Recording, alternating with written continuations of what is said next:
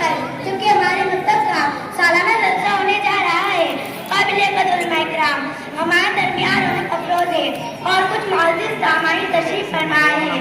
میں آپ کے سامنے ایک تقریر پیش کرنے کی ہمت کر رہی ہوں۔ میری تقریر کا عنوان ہے حضرت بی بی فاطمہ کی زندگی۔ محترم حاضرین، حضرت بی بی فاطمہ کو کون نہیں جانتا؟ حضرت فاطمہ پیارے آقا صلی اللہ علیہ وسلم کی لاڈلی بیٹی، حضرت علی رضی اللہ تعالیٰ عنہ کی بیوی، حضرت حسین کی والدہ محترمہ اور جنت کی عورتوں کی سردار ہے۔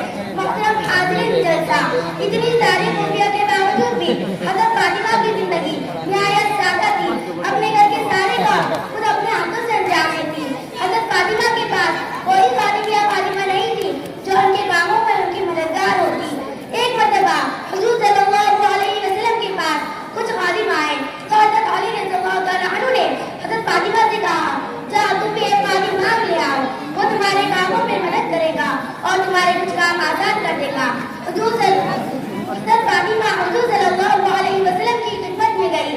وہاں دیکھا کہ کچھ لوگ پہلے سے ہی وہاں حاضر ہیں، اس لیے کچھ نہیں کہا، خاموشی سے واپس آ گئی۔ لیکن پیارے آقا صلی اللہ علیہ وسلم نے بیٹی کے آتے ہوئے نہیں کیا تھا۔ بعد میں حضرت فاطمہ نے تشریف لائے، پوچھا، فاطمہ کا تم کس کام سے آئی تھی؟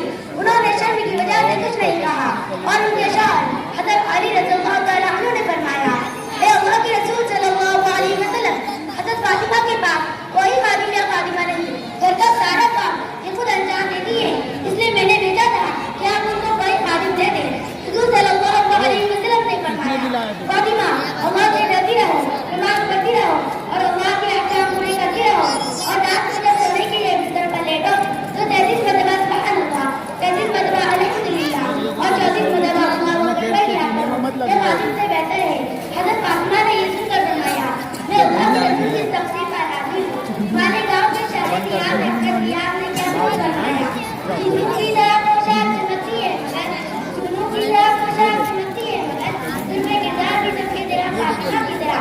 محترم حاضرین جلسہ، یہ تھی حضرت فاطمہ جنت کی عورتوں کی سردار، آقا نامدار صلی اللہ علیہ وسلم کی لفظ جنت کی زندگی۔ اور آج ہماری ماں عورتیں نے جن کی زندگیاں عمل سے وہ دور ہے، ایمان و اسلام کا طرف بات کرنے آپ نہیں، نمازوں سے دور ہے، خدا کے ذکر سے دور ہے، خدا اور رسول کو بھول کر غفلت کی زندگی بسر کر رہی ہے۔